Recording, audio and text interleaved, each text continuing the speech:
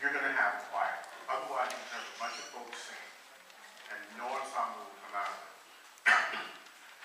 I want to look at a couple of things before I get to the seating. But I want to talk about a couple of things about if that initial goal was to create a transforming and a safe environment. Seating is one thing that will help. It should be putting people, at least initially, by voices that shouldn't have struggled with each other as much. But I think the other thing is this nature of positive rehearsal.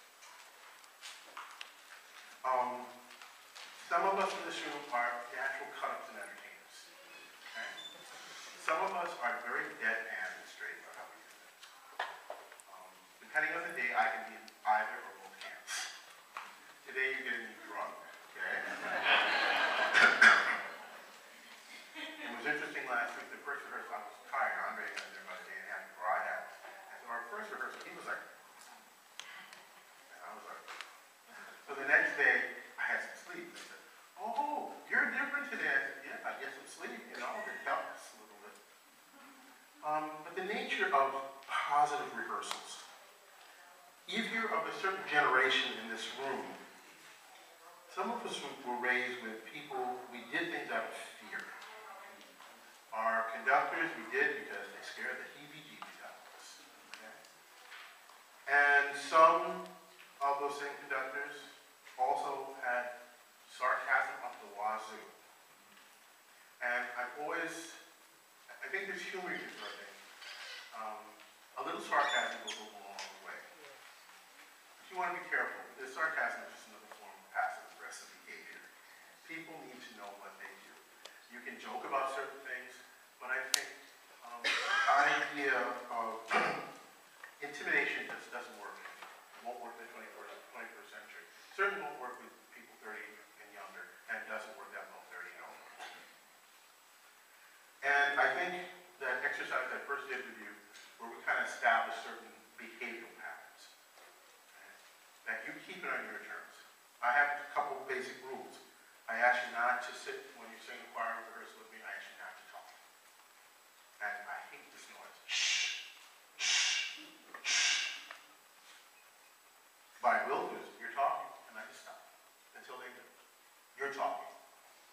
Sometimes it happens, and the best thing to ever do as a choir director is to go back and sing in the choir for a while and see how quickly those bad habits come out of you.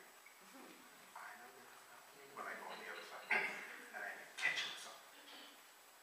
In the spring, last month we had a gathering. The same old choir will be 100 years this year, and there were 1,700 living alumni, and we had over 900 come back for a reunion. And 2 days of that, and then the final morning was a chapel service, and one of my retired professors, one of my colleagues, was conducting, and I said, I'm coming to sing. Now I realized just being up there and singing after 2 days being the, big wig, and all these people, but I had a former student on one side and a former classmate, and both of them had diarrhea mouths. They were like, oh, shut up. But I had to bite myself because I wanted to, and they were like mumbling back and forth. They both thought they were being cute about what they were saying. And I said, shut up. The student thought, oh my God, I still need a recognition out of him. And my friend said, he got crabby in his old age. But the thing is, I'm not going to talk over people. And even last week, we had, Andre and one time, we were looking back and we both saw it. But we had one of the Russians texting, And he started off a little sermon and he had one of the Russian singers translate. He said, there's a reason I'm having this translated into Russian. Do you all understand? Nod your head. It wasn't intimidation, but it was, I know what you're doing, stop it. I think what our folks need to know are the boundaries. So for me, it's no talking, it's no sitting across legs. So I do all before you get the breath going. Sitting like this just constricts. And then I said, have a pencil and use it. Because I hate giving instructions. Somebody says, don't you think I'm talking to you?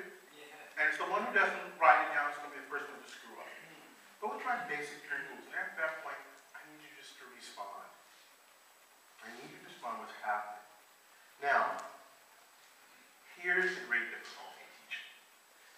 especially as performers, whether we get the first performances and here, we have all, and these are not totally original ideas, but I found it codified. Tim Salick, who conducted, many of you know from Dallas, he used to be up here with the Turtle Creek, thank you. He's in San Francisco now. But in one of his books, he cites this. They all have fantasy performances. Now, whether you've heard this choir or this choir, that's your fantasy performance. And then there is the actual performance. In between these two things is what we have to teach.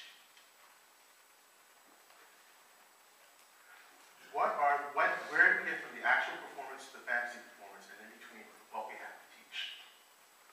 And part of it is for you to know what your folks can do and what they can't do. I think a big part of that is understanding what things that we can do to help our seniors be able to transfer information.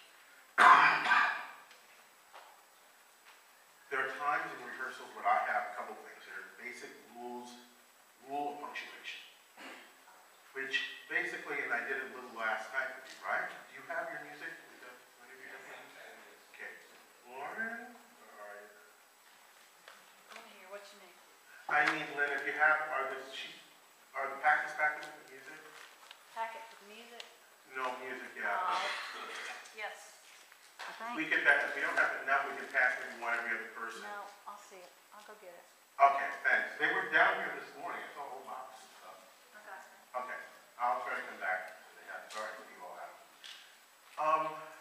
But last night I said to you, I think it was in Taylor's piece, Come Along Respect to Jesus, where it said where we would breathe and where we wouldn't breathe. And what I try to get a group of singers to do is to start with simple rules. You can have a rule of rhythm, you can have a rule of punctuation. Whatever your rules are that you start to establish and you carry from piece to piece. So that you're not starting every piece and having to start from point A all the time. There's an understanding if there is a point of punctuation, you're most likely going to take some type of lifting at that point. Whether it's a Luft pause, a gentle lift, or an actual breath. And if you get in the habit, it's a half note, and they have to go on after that, then most likely my rule of punctuation with a half note in a certain tempo is going to dot a quarter eighth. You start establishing that. You start establishing that if you see stressed, unstressed syllables. So if you're talking about texting, that you have that. Those types of rules of punctuation, so that you're establishing transfer tasks. And that as you get into your teaching, this is all the vocal stuff. But now I'm going on the chart, the size of the chart. If you go back to my grid that Lynn and I've given you, when you start talking about technical elements, textual elements, stylistic elements, this is getting into these transfer tasks. And we establish a certain pattern. You see a breath mark, how are you going to do it? And then, if there's going to be an exception to that rule, that's where you teach from. But we're going to assume that if there's a point of punctuation, that we're going to have some type of thing. Rules of rhythm, basic touches, and that you keep that sense of pulse. You keep that sense of pulse. Some of you may choose to do this on more neutral syllables. Maybe you read through things, do. Those of you who are Shaw's disciples may do the count singing, if that works for you. Some of you come more on the Kadai base, may use tatas, whatever is going to work in reading and keeping rhythm. Figure out something that's going to work for you. Okay? Figure out something that's going to work for you. And that builds in this whole idea of what do I have to teach? Do I have to teach vocal technique? Do I have to teach rhythmic structure? Do I have to teach dynamics? How do we do the dynamics? What does that piece call for?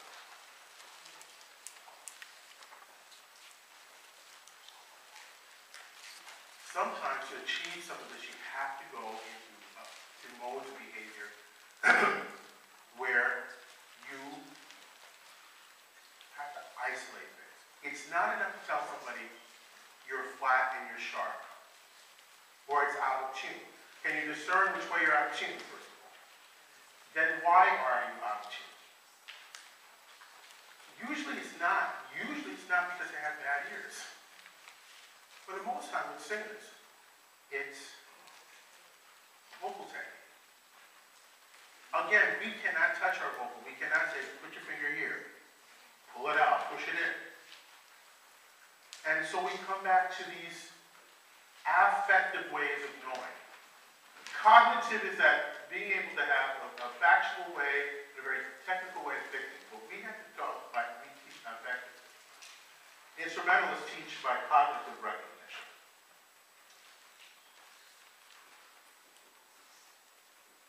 We teach affective. And so you have to be able to tell folks what's right, what they're doing right, and if something's wrong. Identify.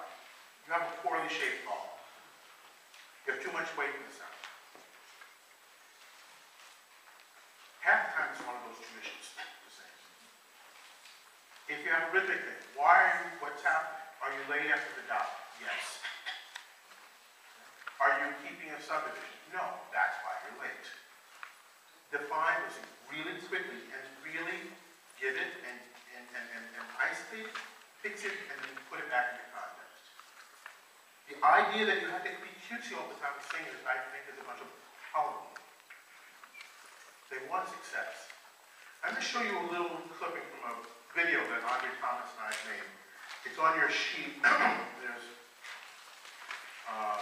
several sheets over. There's a thing of video materials, and it's the third one down. Body, mind, spirit, voice. Helen Kent actually owns that phrase. She's copyrighted it, gave us permission to use it. We're working with kids in the American Boy Choir and Newark Boy Choir. This was early in their school year. There are a couple things I want to say about this. These two choirs have never, at least in the recent history, had come together. And you'll see the American Boy Choir is actually a very diverse group population of kids. Caucasian, Latino, African American, Asian. You'll see that Newark is primarily African American, Latino, few Caucasian. The American Boy Choir is a residential school. Newark is an after-day school and they're coming together. So they have this. There are about 300 people staring at us on the stage. We're on the stage here, 300 people and cameras all over the place. The other thing is that this is a choral conference the American Boy Choir had done for a number of years. The previous conference before Andre and I did this, there was a very well-named clinician, I'm not going to go into who it was, but that person ended up, rather than saying they were working with children, and maybe giving up, try to force their pedagogy. To the point that it really came to this. And the boys returning had not a good experience and a good feeling about this. So they didn't tell Andre and I that this chip was on some of these kids' shoulders. So we're facing all these external pressures trying to make this work, and with people sticking cameras up our faces, and mics up our faces. I want to take you through a sequence of Andre teaching, which I think is really brilliant. You're going to see, and I want you to see how many times you can see him using visual, oral, kinesthetic, and tactile.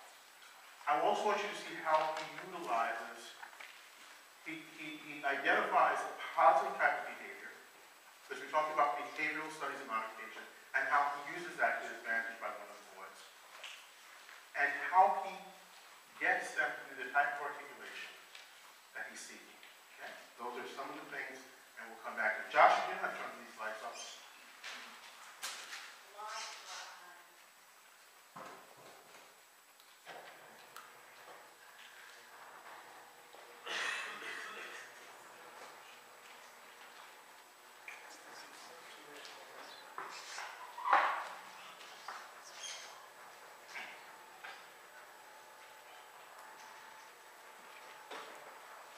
The piece they're doing is Jay Althaus's Cantata.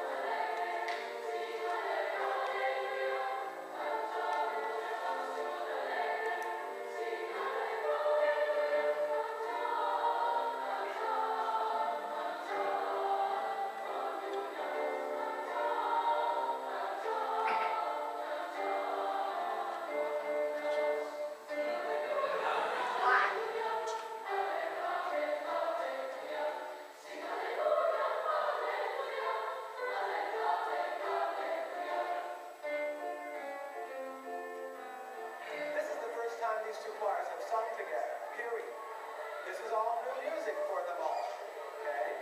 And so the matter of just getting through it the first time is a process that everybody has to do.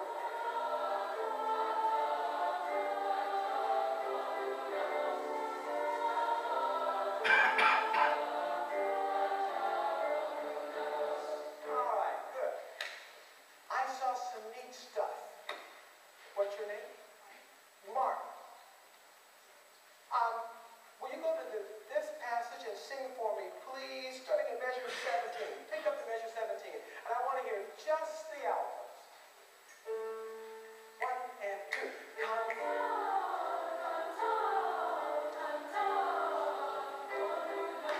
Now, what makes him work is this.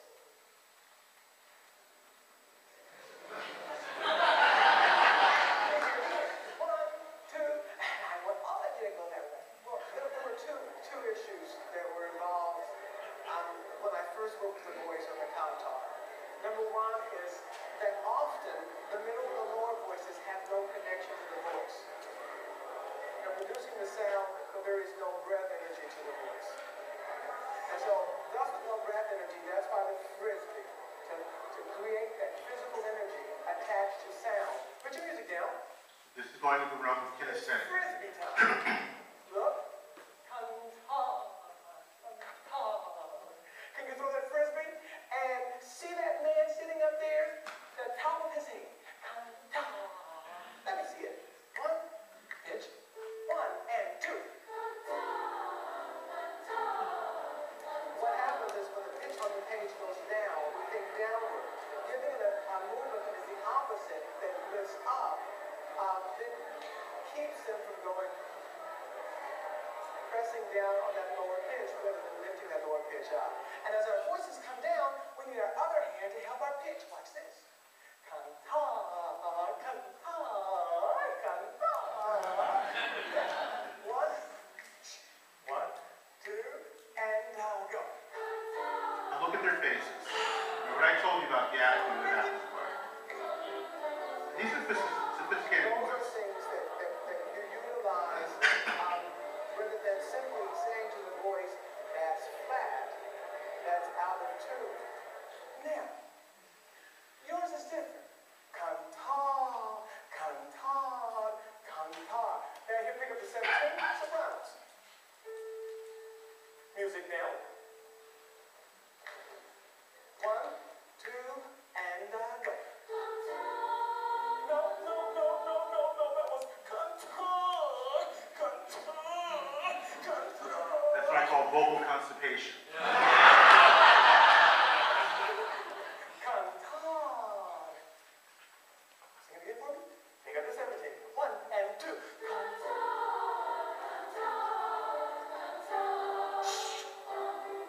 Yes. Yes. You hear the positive reinforcement. Now look at faces here. Your turn. Now, what do you have? Cantar. You're a little cool. They're young Here's men. Spencer doing it. You're a little bit older. You go, cantar, cantar. Yeah, right.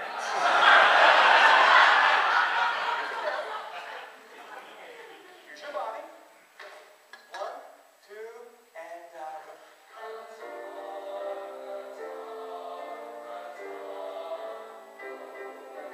Yes, sir. Put it together.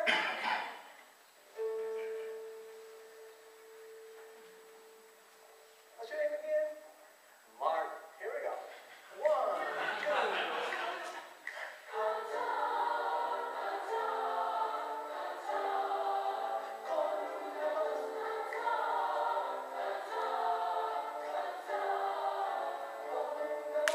Bravo. Now, there is a way we can sing Alleluia. When you get there, when you sing Alleluia, would you do the following for me? Alleluia. Okay, right where you start. And now,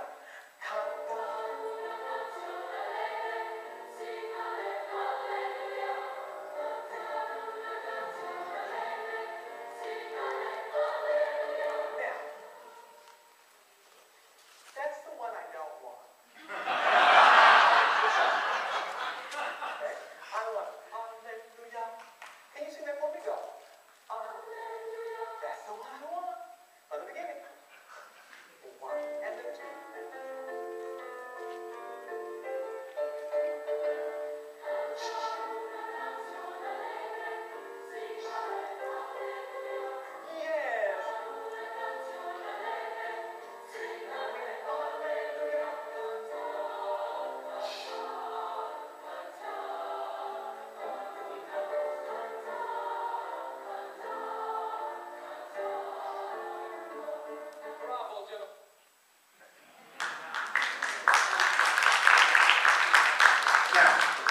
examine some of what you saw. This comes into the whole idea of positive rehearsals. What are some of the things that you saw that you did so positively, so beautifully with that?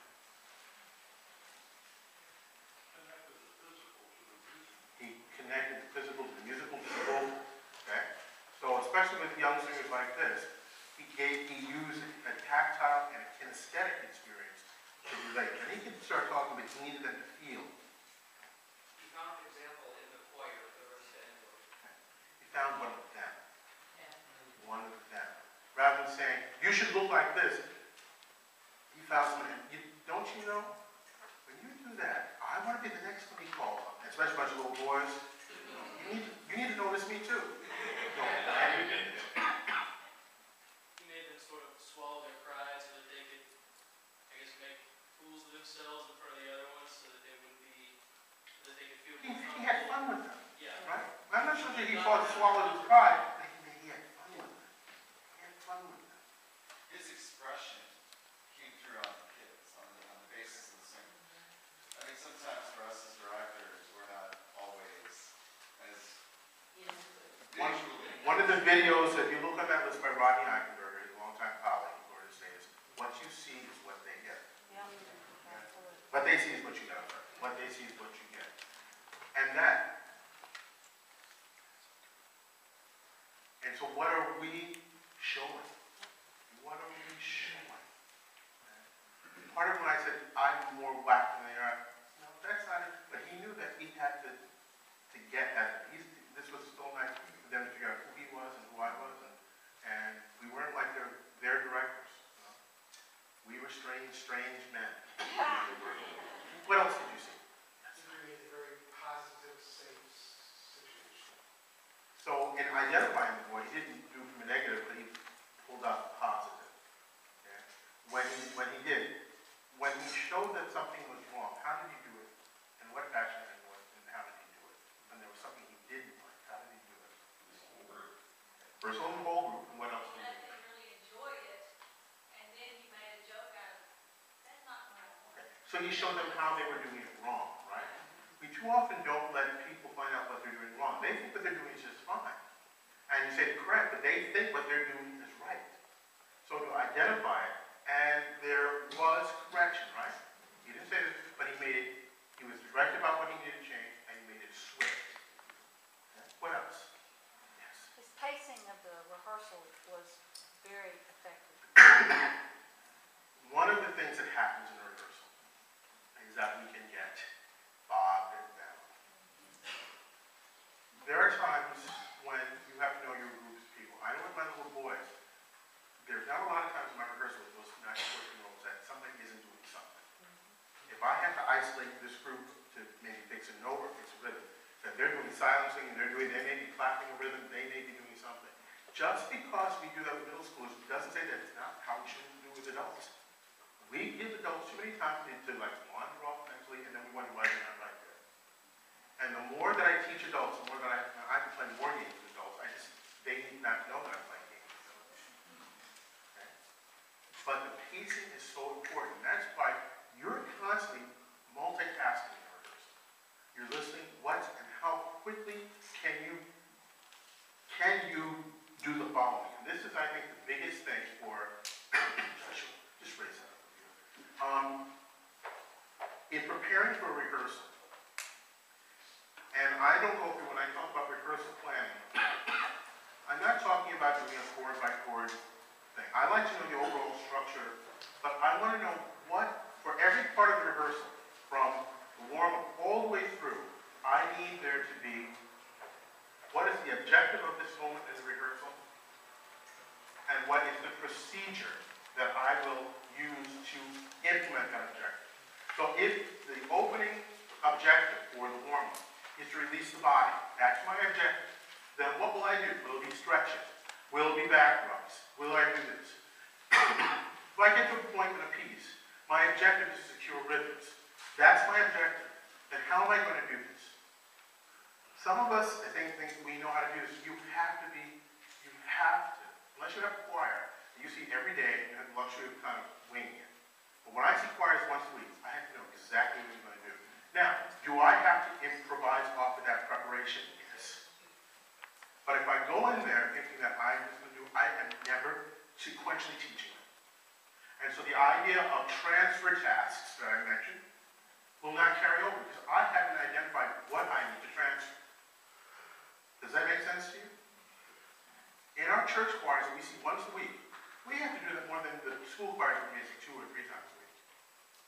Because if you let them get away with more than 1 week's worth of mistakes, they will carry that out. And trying to do that is hell, my friends. Okay? What else from this little passage did you see in terms of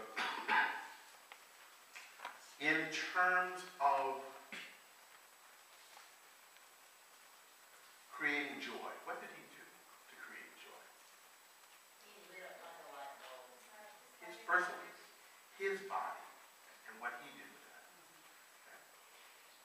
He didn't talk. We spend too much time talking.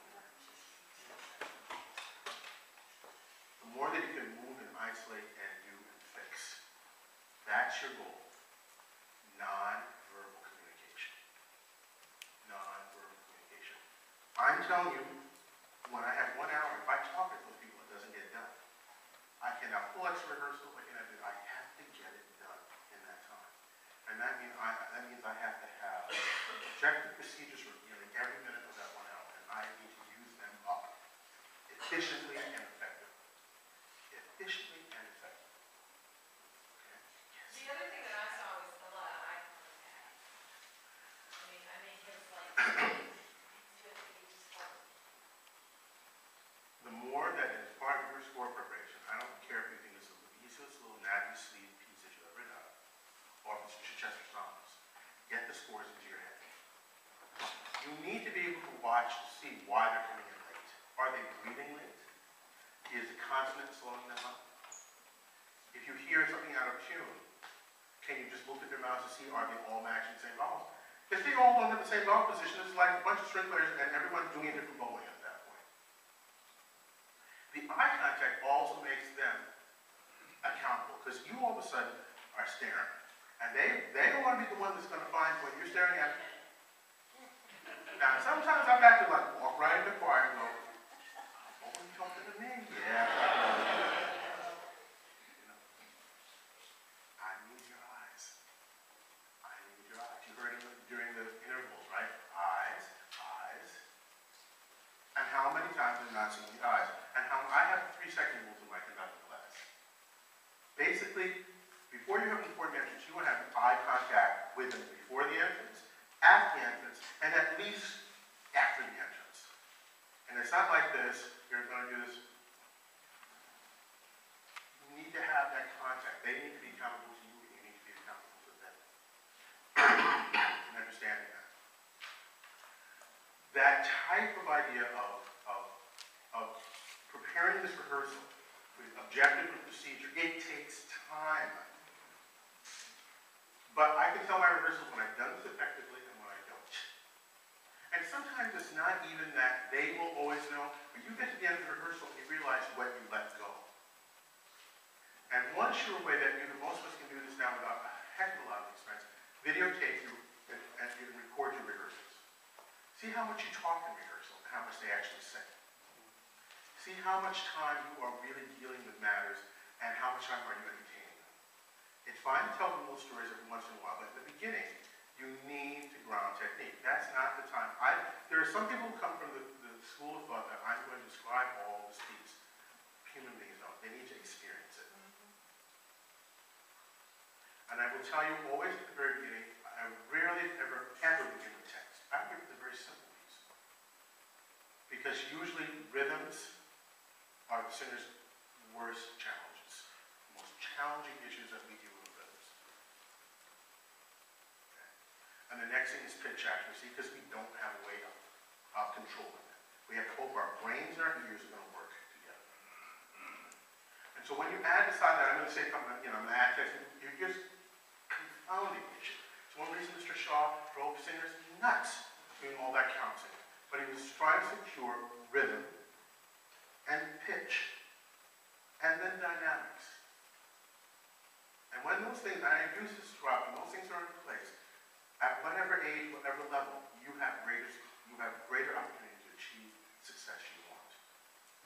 trying to build and keep everything in line, you lay a foundation first before you add walls and ceiling.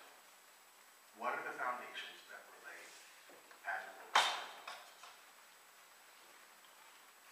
Whether I'm auditioning choir or non-auditioning choir, I see singers. You can go through, and if you want a more expanded discussion of this, you go over in the handout, choral techniques and resources.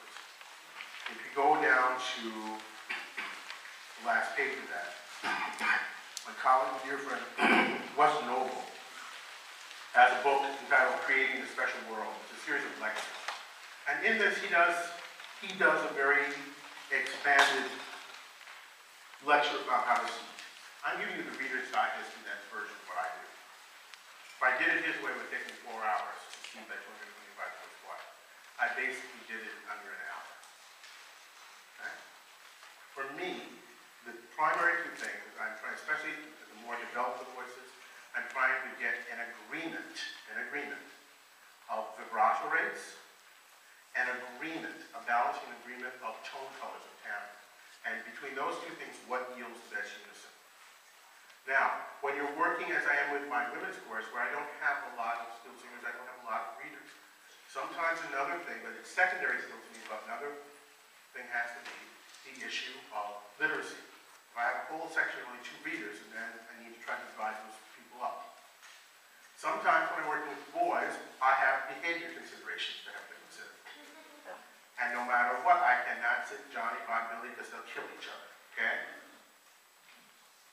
But those are secondary to me, okay? What I'm trying to do, and if you don't think the system works with you, I challenge you to try it with your choirs. And see if, first of all, they don't start to sound more unified. But also, if all of a sudden, by doing this, even with a small group, that they don't start to feel like they have an important role to play. Could I have about 12 women be willing to come down here? I'm not going to hurt you, you're not going to get them down. Just 12 women. Come on down.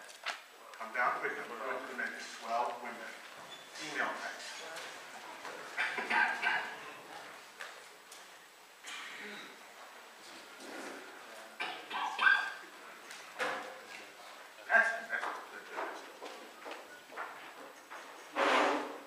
I'm doing this very quickly, but what I'm looking at right now, what I'm trying to hear, my friends, I'm looking at tone color.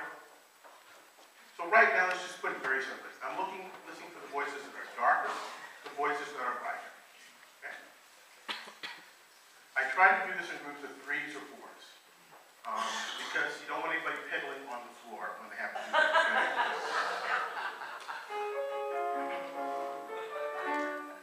Okay? I sigh to sing. I sigh to sing. You know that. I sigh to sing. And right now I'm hearing, this is basically a brighter sound to begin with. So now we're starting to listen to where can I find the differences in shades that are going to be in it. 3. I sigh to sing. 1, 2, 3. I sigh to sing. 1, 2, 3. Go. I sigh to sing. 1, 2, 3. Go. I sigh to sing. Now do that again. I want you to listen to me. Listen to the 3 as we go. I sigh to sing. 1, 2, 3.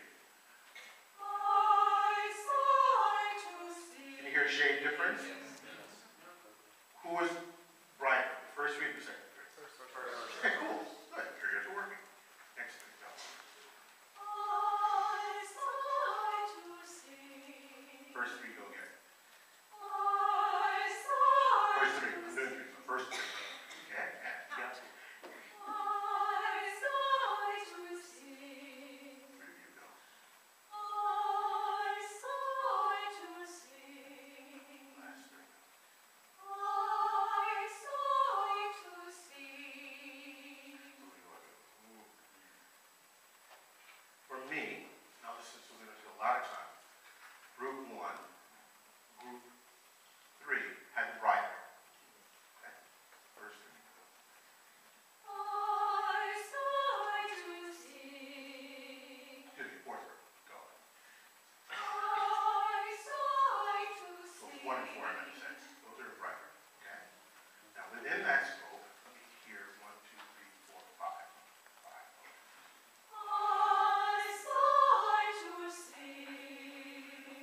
Now, here's where preference comes in. It's like cooking.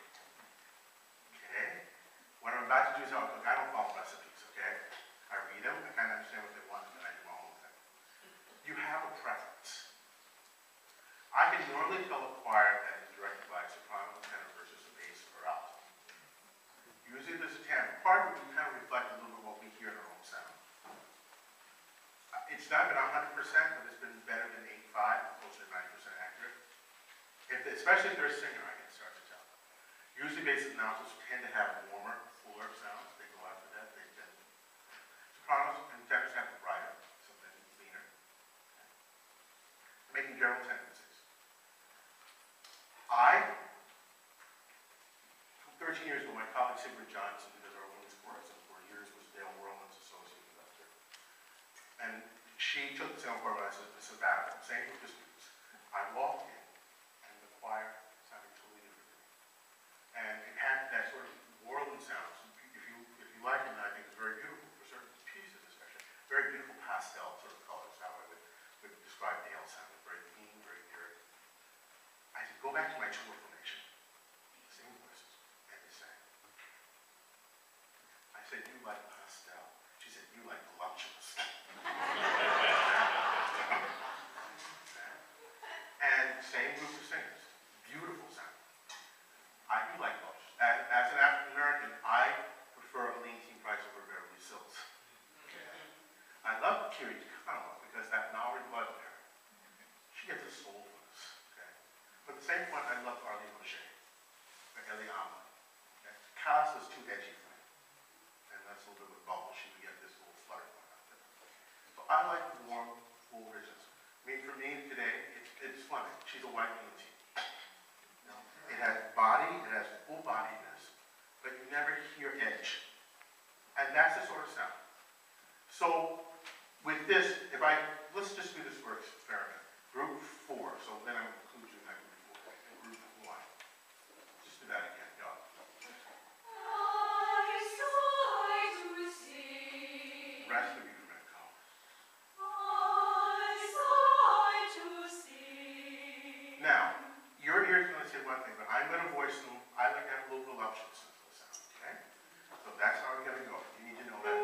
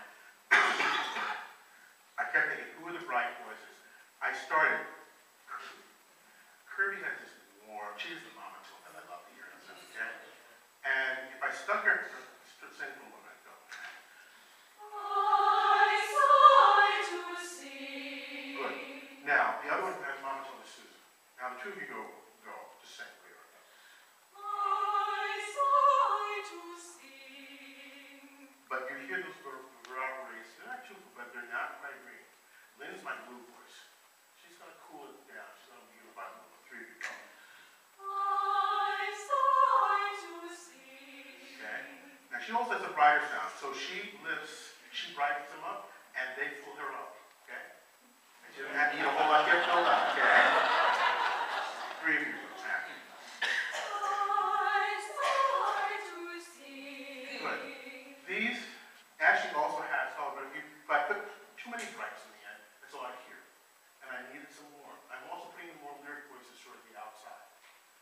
big dramatic voice, that's all you're going to hear. Now go again. And. I sigh to see. So you go back to where you were.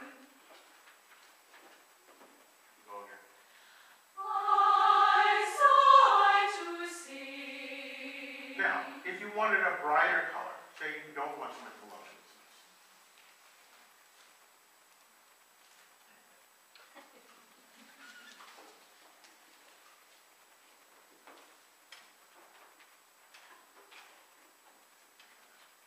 Go again. I sigh to see. I put more of the brights right in the middle. Okay. And if I was doing maybe Palestrina, that's why I might be voiced. And I might use it for the second one more for Brahms. Okay. And without having them to start mucking around with the vocal technique. But the way you voice the choir can change all of that. And what I'm trying to find is where all of a sudden the unisons are coming. So they're reinforcing, they're getting strong. Because the vibrato rates and the timbre are reinforcing each other. Okay? You guys are good. I need 12 guys. Come on down. Yeah, thank you.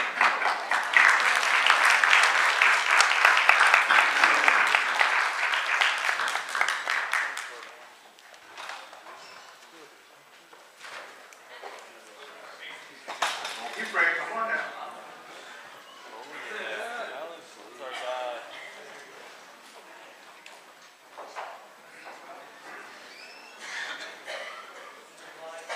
Excellent. Excellent. Here we go. So I'll say the same thing. I thought this is so bad. I sigh to see. Okay. So you have, in this group, you have actually a few more developed voices. A little more meat to the sound in some cases. Okay? Do it one more time. Let's go. I sigh to see. I sigh to see. I sigh to see. I sigh to see. I sigh to see. So of the four groups, I made it four groups. Which was the brightest? Two. I would agree with you as well. First one, go again. I sigh to see. I sigh Cameron. to see. Next three. I sigh to see. I sigh to see. I'm playing New York radio. I'm not going to leave this or that, so I'm just going to cut to the chase.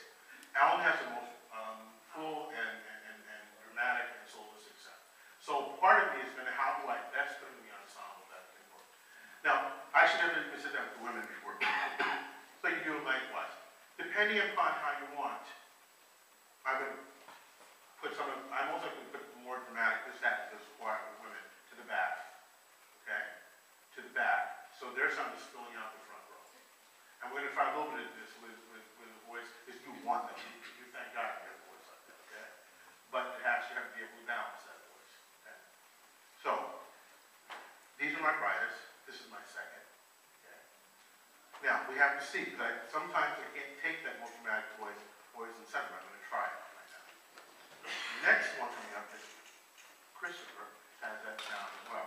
I don't know if they can coexist. I will find out as we go. I sigh to see.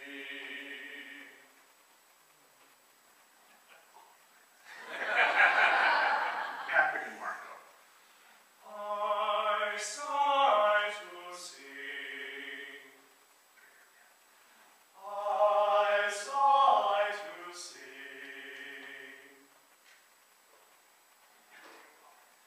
I sigh to sing.